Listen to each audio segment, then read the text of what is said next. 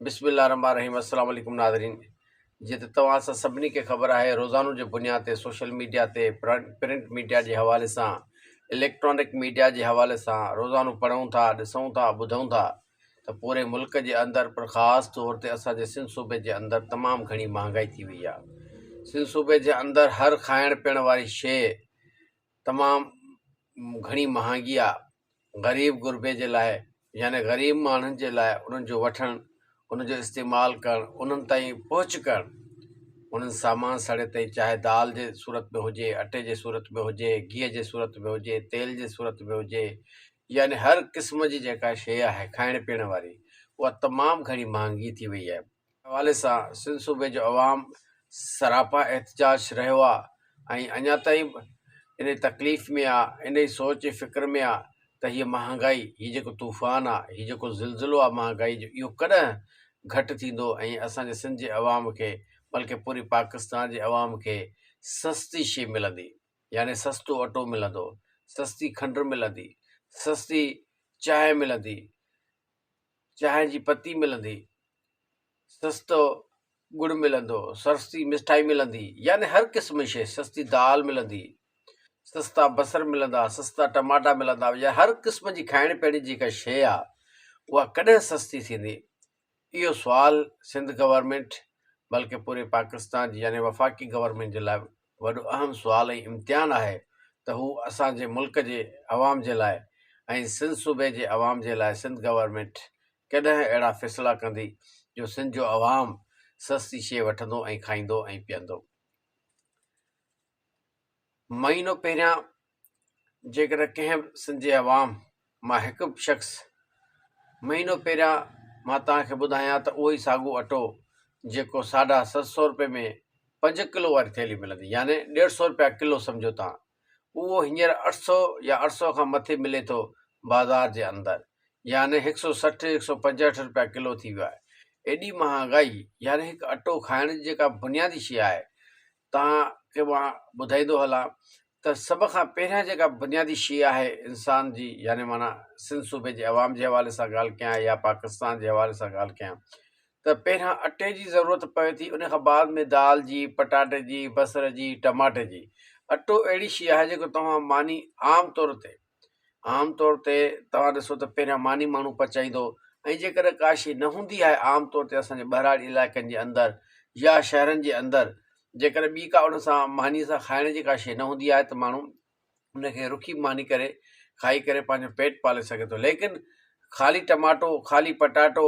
ख़ाली बसर मानीअ खां सवाइ खाइणु मुनासिबु न हूंदो आहे, न वरी उनजी का एतिरी तलब हूंदी आहे, न एतिरी उहा शइ माण्हू खाई सघे थो। इन हवाले सां मानी यानी अटो जेको आहे उनजी मानी पचाए करे माण्हू रुखी बि खाई सघे थो, पंहिंजो पेट पाले सघे थो। जेका बुनियादी शइ आहे, पहिरीं पहिरीं जेका बेसिक शइ आहे, ज़रूरत आहे खाइण जे, असांजे हाज़मे जे खाधे जे अंदरि जे, यानी पेट जी जेका पहिरीं तलब आहे उहा आहे अटे जी मानी, अटो जंहिंसां मानी पचाए करे माण्हू मानी खाए थो। उहा एॾी वॾी महांगी आहे, यानी अटो 100 150 160 165 रुपया किलो आहे।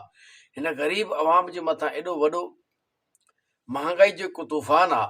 मां उनजी शिकायत अगरि जेकॾहिं कजे त कंहिंसां कजे? सिंध गवर्नमेंट खे बि ख़बर आहे त हेॾी वॾी महांगाई आहे, वफ़ाक़ी गवर्नमेंट ख़बर आहे, चइनी सूबनि जे अंदरि जेकॾहिं महांगाई जो तूफ़ान आहे त उन्हनि जूं सूबाई हुकूमतूं, ज़िले हुकूमतूं, वफ़ाक़ी हुकूमत पाकिस्तान जी, उहे सभु ज़िम्मेवार आहिनि त पंहिंजे क़ौम, पंहिंजे अवाम जी, पंहिंजे हर ज़िले, हर इलाइक़े, हर सूबे, यानी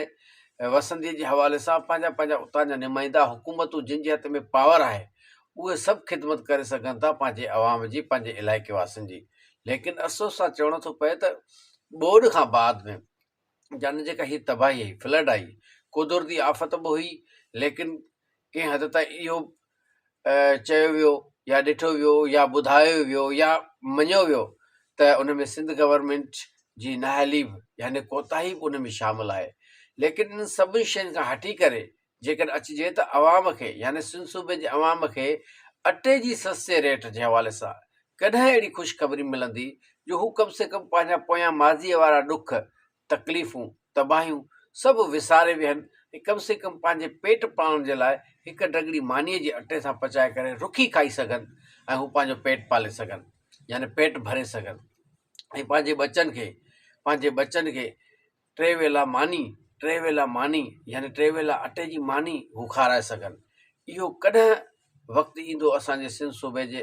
माण्हुनि जे लाइ जो हू पंहिंजे खाइण पीअण जी शयूं सस्तियूं वठंदा ऐं इन जी ॻाल्हि जो शुक्रानो अदा कंदा त असांजी गवर्नमेंट, चाहे उहा सिंध गवर्नमेंट हुजे या वफ़ाक़ी गवर्नमेंट, आवाम जे लाइ रिलीफ ॾियण जे हवाले सां बहितरीनु क़दम खणी रही आहे। इन हवाले सां मां गुज़ारिश कंदो हलां सिंध सूबे जी गवर्नमेंट खे, याने साईं मुराद अली शाह साहब खे, पाकिस्तान पीपल्स पार्टी खे, वफ़ाक़ी गवर्नमेंट खे, PDM जी गवर्नमेंट खे, सभिनी खे गुज़ारिश थी कजे त महिरबानी करे अवाम जे लाइ जेतिरो थी सघे तव्हां रिलीफ ॾियो, जेतिरो थी सघे तव्हां उनखे अटे जो रेट घटि करे, अटे जो जेको वॾो बहिरान आहे महांगाई जे हवाले सां उन ते कम से कम काबू पातो वञे। 50-60 रुपया किलो, अञा बि उन खां घटि हुजणु खपे, लेकिन 50-60, हे त 160, 165 रुपया किले जेकॾहिं हवाले सां जेकॾहिं ॾिठो वञे त केरु वठंदो? ग़रीब गुरबो, ग़रीब अवाम सोच ऐं फ़िक्र में बीमार थी पवे थो। सोच ऐं फ़िक्रात ग़रीब अवाम ते, सिंध जे अवाम ते अज़ाब वांगुरु इन अटे जे रेट खे ॾिसी करे, ॿुधी करे हुननि ते अज़ाब हिकिड़ो नाज़िल थिए थो, या हुननि ते परेशानी थिए थी हुननि खे, या हुननि खे अहिड़े क़िस्म जो सोचण ते मजबूर कनि था जो ख़ुदकुशी कनि था, हू चोरी करण ते, डाका डालण ते, यानी ॾोह करण ते मजबूर थिए थो अवाम सिंध जो। इन करे इन्हनि सभिनी शयुनि खां बचण जे लाइ ऐं सिंध जे अवाम खे इन्हनि सभिनी हालतुनि ताईं पहुचण खां बहितर थींदो त सिंध जी गवर्नमेंट सिंध जे अवाम जे लाइ अटे जे रेट में महिरबानी करे, गौर फ़िक्र करे, कंसीडर करे ऐं घटि में घटि 50-60 रुपए रेट ते हवाले सां उन रेट खे पहुचाए, या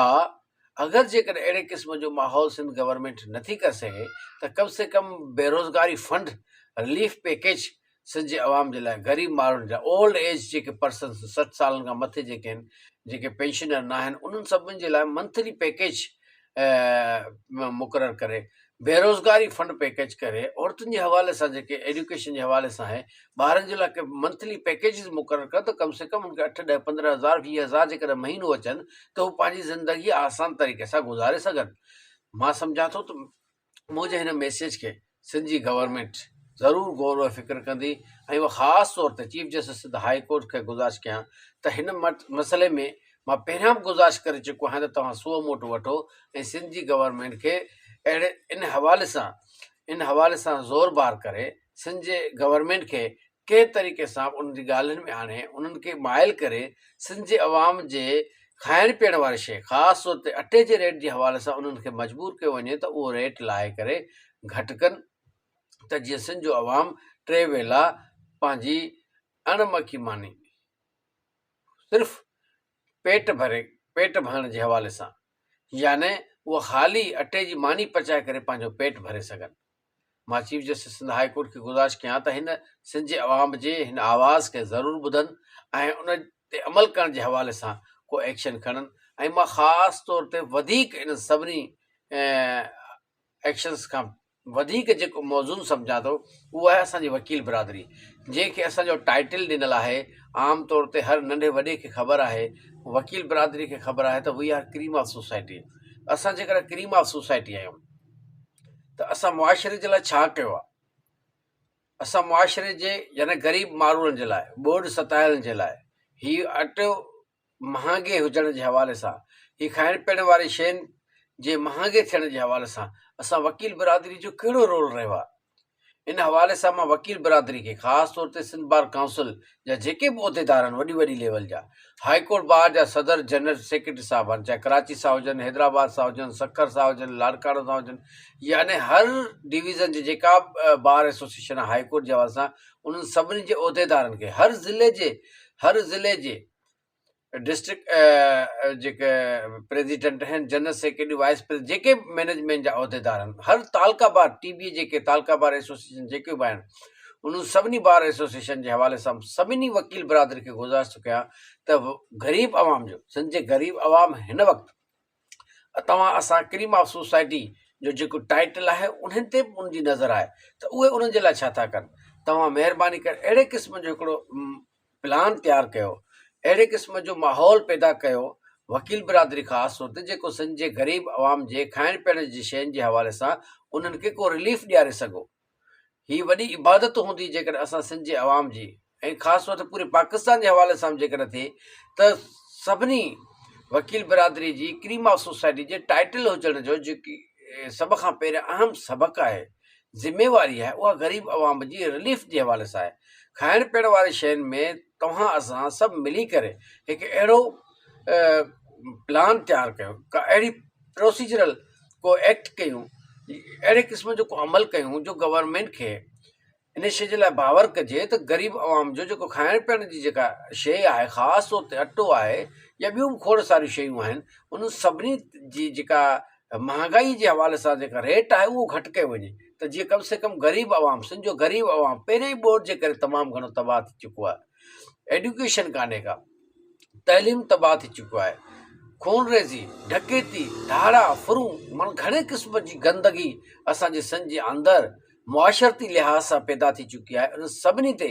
क़ाबू पाइण जे हवाले सां सभ खां पहिरियों जेका असांजी हुई क्रीम ऑफ सोसाइटी यानी वकील बिरादरी जेका ज़िमेवारी आहे उहा आहे त जेसीं ताईं खाइण पीअण वारी शइ यानी महांगाई जे ते कंट्रोल न थींदो तेसीं ताईं अहिड़े क़िस्म जा ऑफिस यानी ॾोह जेके आहिनि बंदि न थींदा, चाहे उहे नफ़रत वारा ॾोह हुजनि, चाहे चोरीअ वारा ॾोह हुजनि, चाहे खूनरेज़ी जे हवाले सां हुजनि, बेरोज़गार यानी हर क़िस्म जी जेका इलीगल एक्टिविटी आहे उहा सिर्फ़ु ऐं सिर्फ़ु इन महांगाई जे करे आहे। ग़रीब माण्हू ओसी ताईं पहुची नथो सघे जो पंहिंजे 3 वेला 3 दफ़ा ॾींहं में पंहिंजे बचनि खे पेट भरी का मानी खाराए सघे। इन जे लाइ मां सॼी सिंध जे वकील बिरादरी खे गुज़ारिश कयां त महिरबानी करे सिंध जे ग़रीब आवाम जे हवाले सां उहे जेके उहिदेदार जेके ताक़त रखनि था, जेके मथे ऐवाननि ते वेठा आहिनि, जेके पंहिंजे बार एसोसिएशन जे हवाले सां मथे वेठा आहिनि, सभई महिरबानी करे सिंध जे अवाम जे हवाले सां महांगाई जे हिन तूफ़ान में उनजी मदद कयो ऐं उन्हनि सां सर में सॾ ॾियो ऐं सिंध गवर्नमेंट खे इन शइ ते मजबूर कयो ऐं यानी ॻाल्हियुनि जे ज़रिए, उन्हनि खे आर्ग्यूमेंट जे ज़रिए, दलीलनि जे ज़रिए उन्हनि खे कंहिं बि तरीक़े सां उन ते एतिरे क़िस्म जो प्रेशर बिल्डअप थियणु खपे जो सिंध जे अवाम जे लाइ रिलीफ पैकेज आणनि। तव्हांजी वॾी महिरबानी।